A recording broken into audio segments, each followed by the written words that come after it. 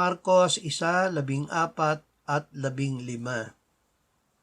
Pagkatapos madakip si Juan, pumunta si Jesus sa Galilea na ipinangangaral ang ebanghelyo ng Diyos na sinasabi, naganap na ang panahon at malapit na ang kaharian ng Diyos.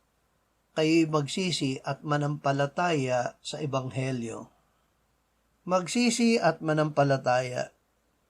Ang pagsisisi ay pagbabago ng isip at pagpapasya ng makasalanan na tumalikod sa kasalanan at mamuhay para sa Diyos. Ito ay pag-amin at pagpapahayag ng kasalanan sa Diyos. Kung ipinahahayag natin ang ating mga kasalanan, ang Diyos ay tapat at matuwid, patatawarin niya ang ating mga kasalanan at lilinisin tayo sa lahat ng kalikuan. Kalakip ng pagsisisi ang pananampalataya kay Jesus. Kung ipinahahayag mo sa pamamagitan ng iyong bibig si Jesus na Panginoon at sasampalataya ka sa iyong puso na binuhay siyang muli ng Diyos mula sa mga patay, ay maliligtas ka.